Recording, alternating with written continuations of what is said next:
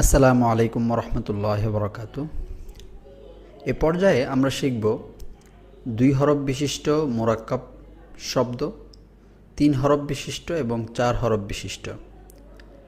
মোরাক্কাব শব্দের মানে কি? মোরাক্কাব এর অর্থ হচ্ছে মিলিয়ে পড়া। তো যেহেতু আমরা একটি হরফের সাথে অন্য হরফ মিলিয়ে পড়ব, মিলিয়ে লেখা আছে এখানে, তো সেজন্যই এটাকে বলে মুরাক্কাব হরফ পড়ার নিয়ম। প্রথমে আমরা দেখতে পাচ্ছি হা, বা, মিম, আইন এই হরফগুলো মিলিয়ে আছে।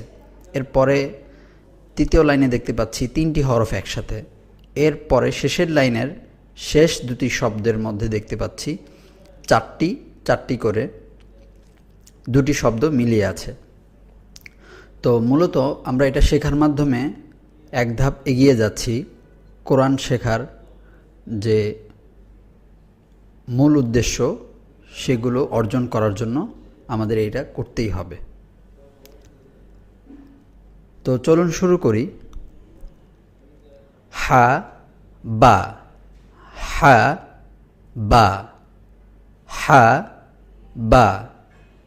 মিম, আইন, মিম, আইন, মিম, আইন। আইন, সদ, আইন, সদ, আইন, সদ। আমার সাথে সাথে 3 বার করে পড়ার চেষ্টা করেন। ইনশাল্লাহ আপনি দ্রুত কোরআন শরীফ পড়তে পারবেন। এই প্রথম 2 লাইন আমি লিখেছি শুধুমাত্র 2 হরফ মুরাক্কাব বিশিষ্ট। এই 2 মুরাক্কাব বিশিষ্ট হরফগুলো আপনি পড়বেন এবং বুঝবেন তখনই যখন এর উপরে হরকত থাকবে। তো হরকতের ভিডিও নিয়ে আমি আসছি এর পরের ভিডিওতে। এরপর হচ্ছে য, লাম, য, লাম, য, লাম। বা, হা, বা, হা, বা, হা। আমি গত ভিডিওতে বলেছিলাম নিচে যদি একটি নোক্তা থাকে তাহলে সেটাকে আমরা বুঝব বা। জিম, র, জিম, র, জিম, র, জিম, র। লাম, হামজাহ, ওয়াও, লাম, হামজাহ, ওয়াও, লাম, হামজাহ, ওয়াও। ইয়া, সিন, ইয়া, সিন, ইয়া, সিন। এখানে 4টি দাঁত দেখতে পাচ্ছেন। প্রথমটি ইয়ার জন্য এবং পরের 3টি হচ্ছে সিন। ইয়া, সিন, ইয়া, সিন। ফা, জিম, উপরে ফা, নিচে জিম, ফা, জিম, ফা, জিম, ফা, জিম। দাঁতের নিচে 2টি নোক্তা আছে, এর মানে ইয়া, ইয়া, ফা, ইয়া, ফা, ইয়া, ফা। কাফ, বা, কাফ, বা, কাফ, বা, কাফ, বা। জিম, মিম, জিম, মিম, জিম, মিম। এরপরের হরফটি হচ্ছে এই লম্বা টানটি দেখতে পাচ্ছেন, এটা হচ্ছে লাম। এর পাশে হচ্ছে আলিফ, লাম, আলিফ, লাম, আলিফ, লাম, আলিফ, লাম, আলিফ। বা, আলিফ, বা, আলিফ, বা, আলিফ, বা, আলিফ। এবার আমরা পড়ব 3 হরফ বিশিষ্ট মোরাক্কাব হরফ। সদ, লাম, হা, সদ, লাম, হা, সদ, লাম, হা।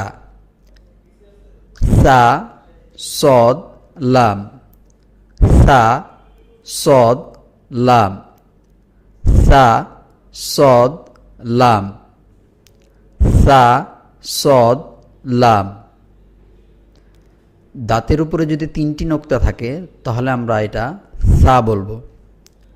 শিন, ফা, আইন, শিন, ফা, আইন, শিন, ফা, আইন, শিন, ফা, আইন। দাঁতের 3টি দাঁতের উপরে যদি 3টি নোক্তা থাকে অথবা ফোঁটা থাকে তাহলে আমরা বলবো শিন। ফা, আইন, তা। এখানে যদিও দাঁত নেই কিন্তু এখানে একটু উঁচু করে এই দাগটি টানা হয়েছে, তো যদিও এরকম উঁচু দেখাচ্ছে, মানে যদিও আমাদের এখানে দাঁত নেই কিন্তু যেহেতু উঁচু দেখাচ্ছে সেজন্য আমরা এখানে নোক্তা দেখতে পাচ্ছি এবং এটাকে আমরা তা বলবো। সবসময় যে আপনার এরকম দাঁত আকারে আসবে এটা কথা না, কিন্তু মাঝে মাঝে এরকম উঁচু করে দাগ থাকবে, তো আপনি এটা বুঝে নেবেন যে এখানে একটি হরফ আছে এবং এখানে একটি হরফ আছে, সেটা হচ্ছে তা, 2টি নোক্তা। এরপর হচ্ছে জিম, দাল, তা, জিম, দাল। ভয় পাওয়ার কোনো কারণ নেই, ইনশাল্লাহ আপনি আস্তে আস্তে ইনশাল্লাহ পেরে যাবেন। তা, জিম, দাল, তা, জিম, দাল। এরপর হচ্ছে আইন, লাম, মিম, আইন, লাম, মিম, আইন, লাম, মিম, আইন, লাম, মিম। এরপর হচ্ছে সিন, কাফ, নুন, সিন, কাফ, নুন, সিন, কাফ, নুন। জিম, আইন, লাম, জিম, আইন, লাম, জিন, আইন, লাম। মিম, কফ, ত, মিম, মিম, কফ, ত, মিম, কফ, ত। এই ছিল আমাদের 3 হরফ বিশিষ্ট হরফগুলো, মুরাক্কাব করে আমরা পড়েছি। এরপর হচ্ছে 4 হরফ বিশিষ্ট সা, কফ, কাফ, নুন, সা, কফ, কাফ, নুন। এখানে একটি দাঁতের উপরে 3টি নোক্তা আছে, এর মানে হচ্ছে এটা সা। কফের উপরে 2টি, এটাও গোল, এটাও গোল, খেয়াল করে দেখুন, এটাও গোল, এটাও গোল, কিন্তু এটার উপরে 2টি নোক্তা আছে, সেজন্য আমরা বলবো কফ, সা, কফ, কাফ, নুন। একটি দাঁতের উপরে, দাঁতের নিচে 2টি নোক্তা আছে, এর মানে হচ্ছে ইয়া।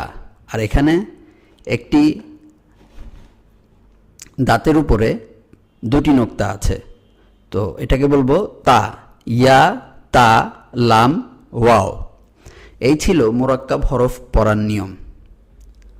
আসসালামু আলাইকুম ওয়া রাহমাতুল্লাহি ওয়া বারাকাতুহু।